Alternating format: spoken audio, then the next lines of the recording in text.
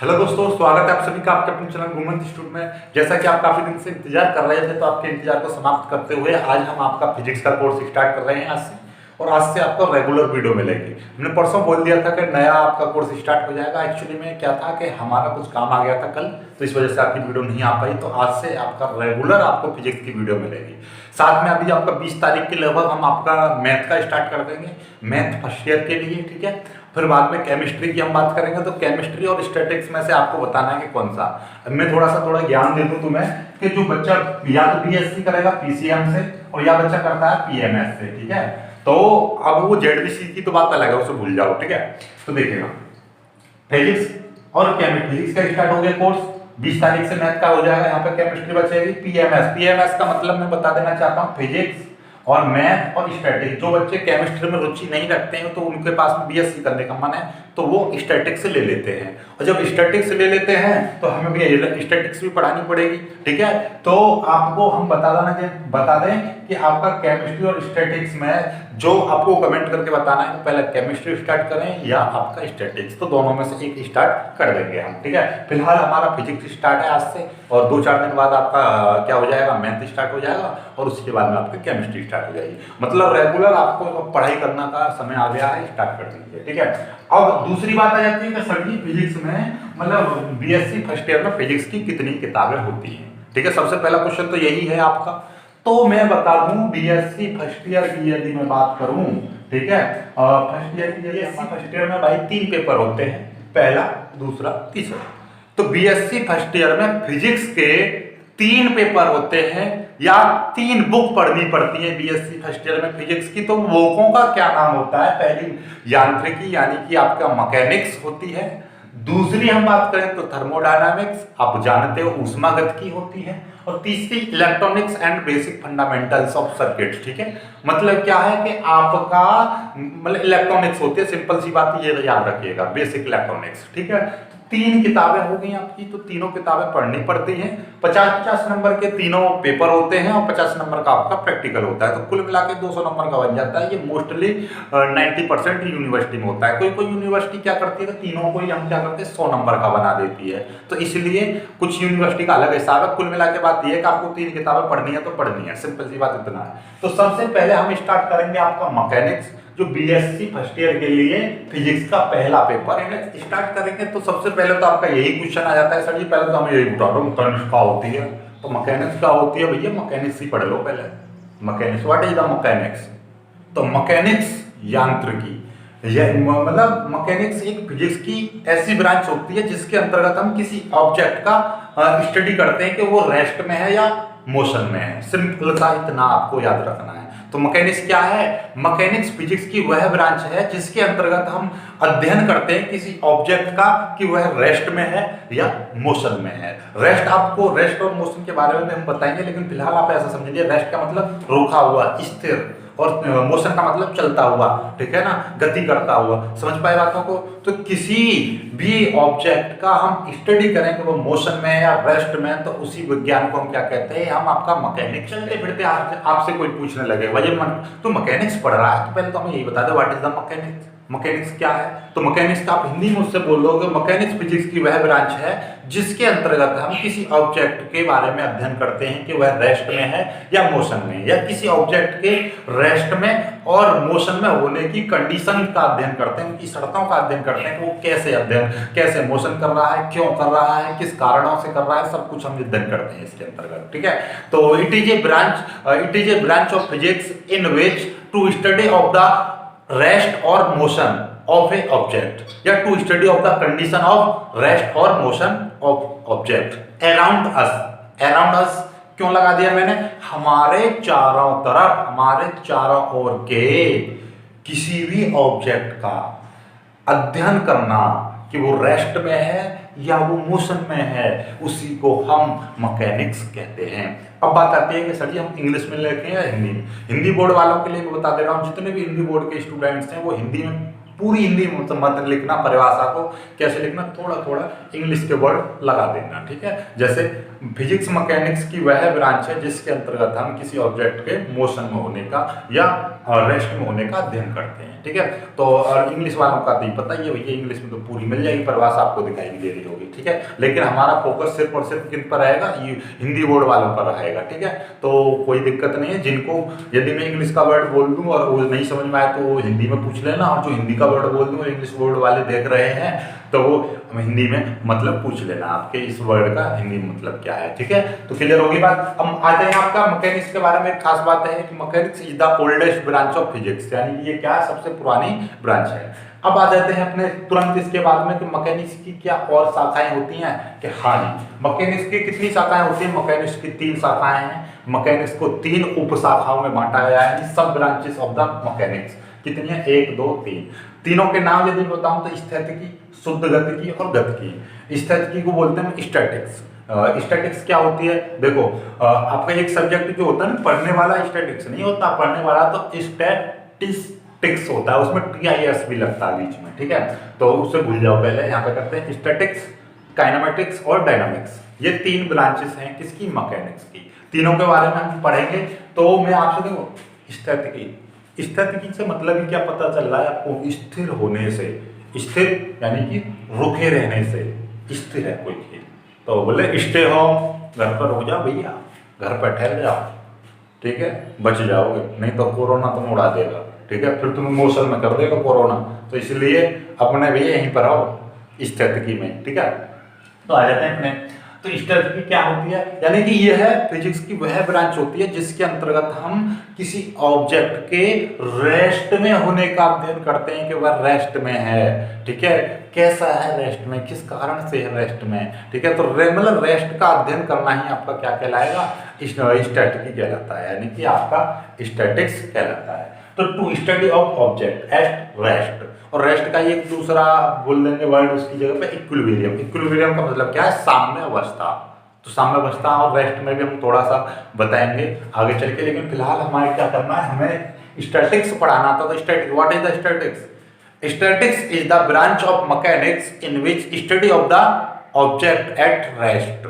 Clear होगी बात। हमें क्या है, किसी ऑब्जेक्ट के, यानी कि मैकेनिक्स की वह ब्रांच जिसके अंतर्गत हम किसी ऑब्जेक्ट के रेस्ट में होने का अध्ययन करते हैं या रेस्ट पोजीशन का अध्ययन करते हैं, किसी ऑब्जेक्ट की रेस्ट अवस्था का या रेस्ट पोजीशन का अध्ययन करते हैं या स्थिर अवस्था का अध्ययन करते हैं, उसको हम क्या कहते हैं, आपका स्थितिकी कहते हैं, यानी कि आपका स्टैटिक्स कहते हैं।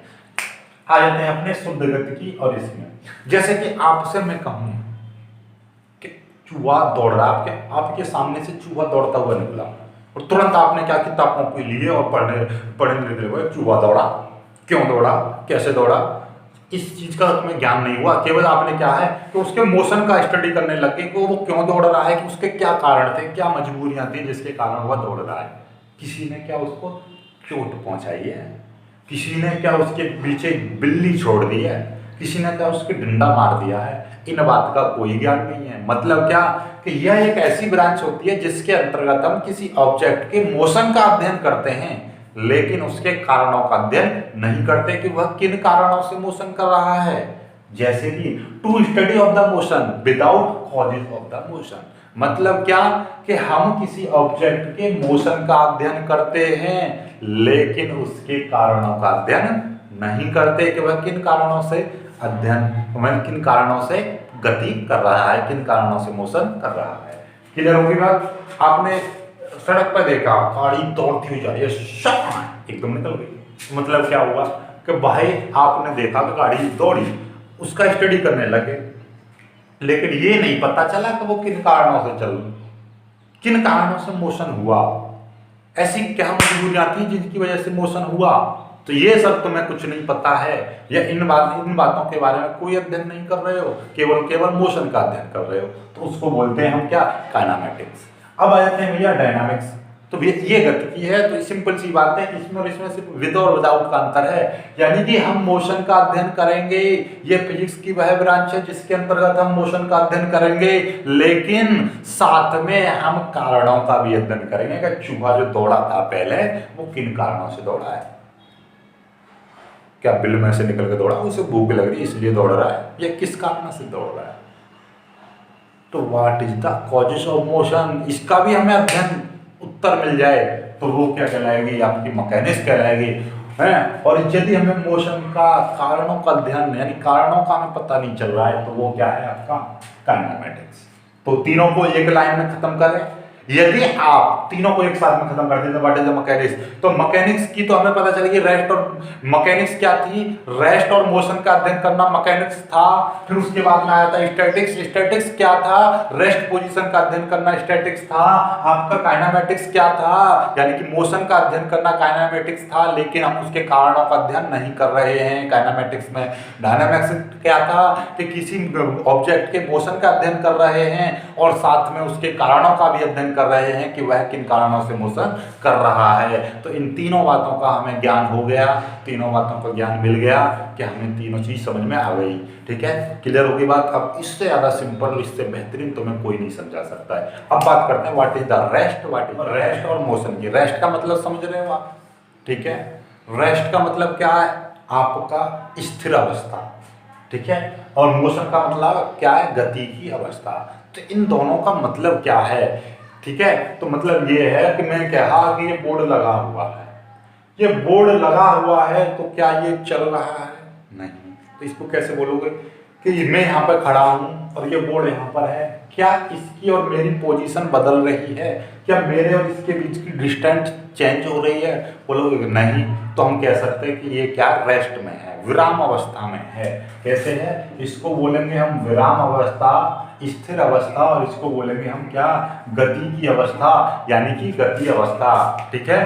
तो अब आपका विराम अवस्था का मतलब क्या है कि यदि कोई ऑब्जेक्ट किसी बाह्य वातावरण के यानी कि सराउंडिंग का मतलब क्या, बाह्य वातावरण। ठीक है, मैं यहाँ पर खड़ा हूँ, मुझे छोड़ के बाकी सारा कुछ क्या कहलाएगा, मेरे सापेक्ष उसका सराउंडिंग कहलाएगा, मेरा सराउंडिंग।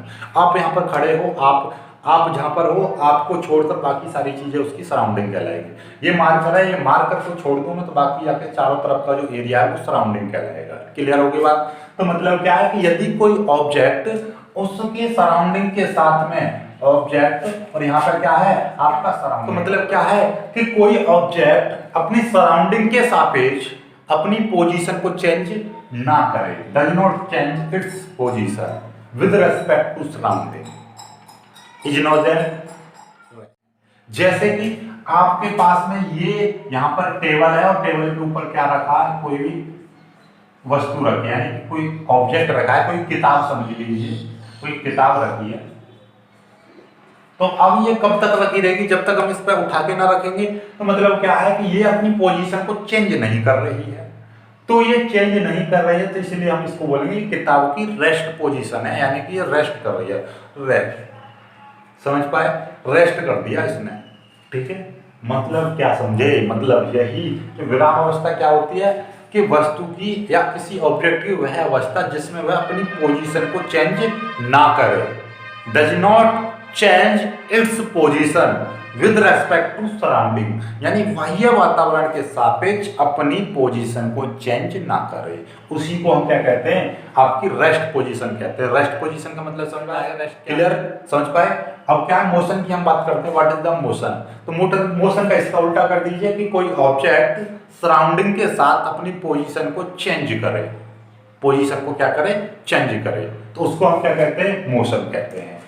अब आपका मोशन क्या है, change its position, change its position, simple सा इतना।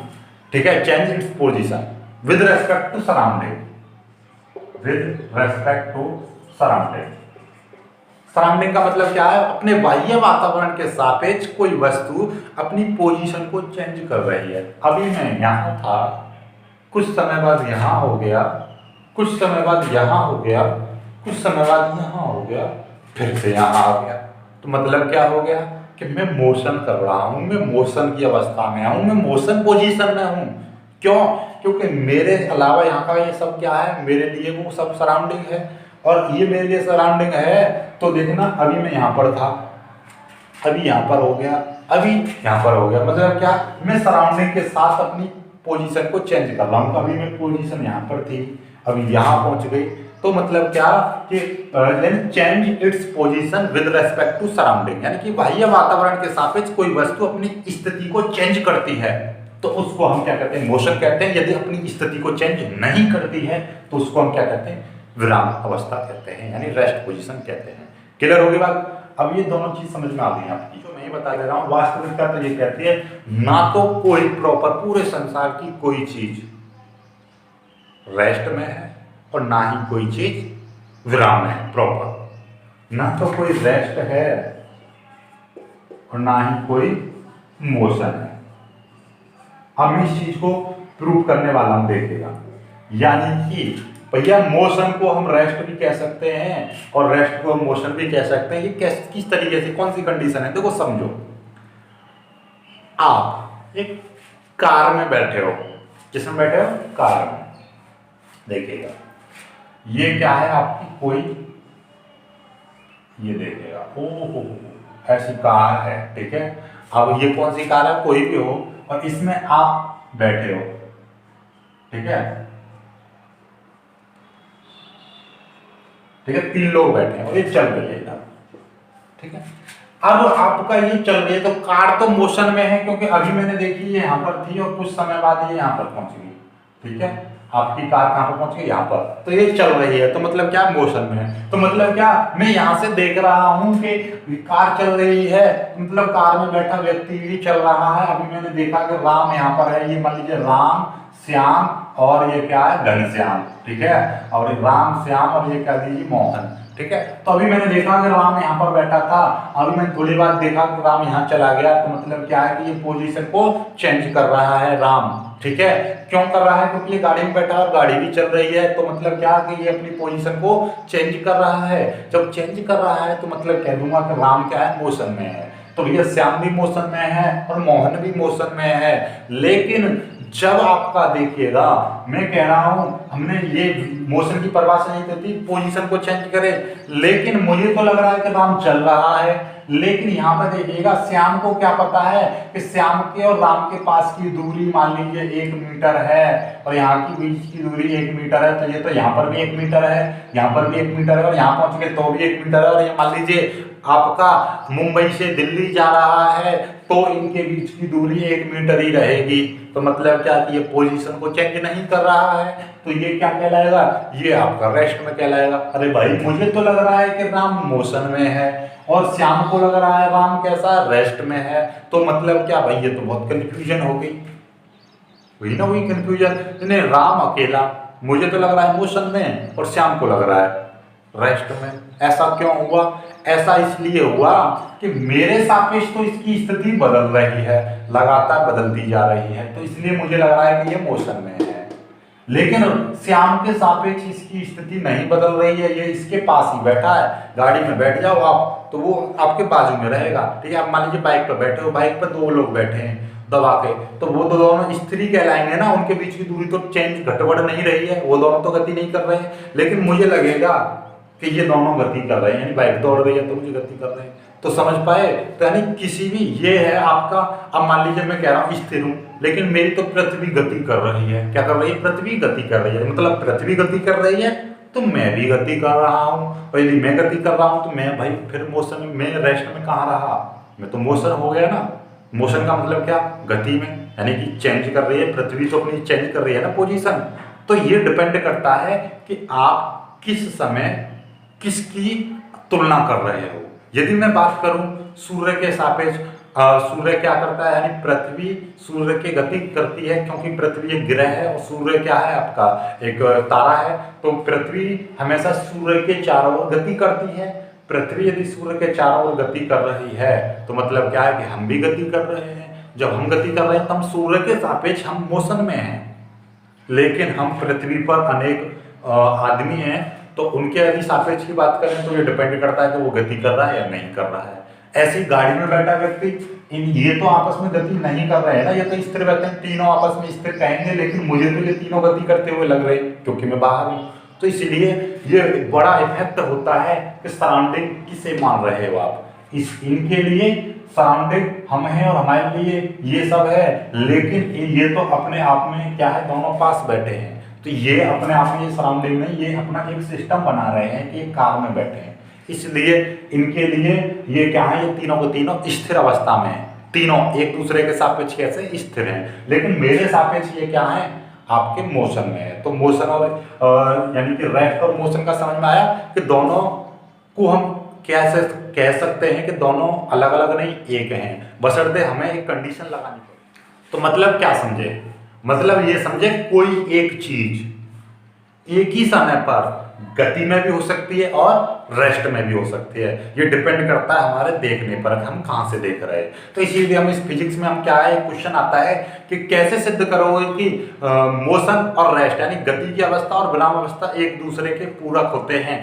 किस तरीके से सिद्ध करोगे। तो आपको लिख देना है कि ट्रेन में बैठा यात्री, ट्रेन में बैठा कोई व्यक्ति अपने साथ के यात्री समूह के सापेक्ष स्थिर अवस्था में रहता है, जबकि बाहर के सभी व्यक्तियों के लिए वह गति की अवस्था में रहता है। अतः हम कह सकते हैं कि गति और रेस्ट एक दूसरे के पूरक होते हैं, एक दूसरे के संबंधित होते हैं। ठीक है, तो इस तरीके से हम इसको डिफाइन भी कर सकते हैं। समझ पाए बातों को।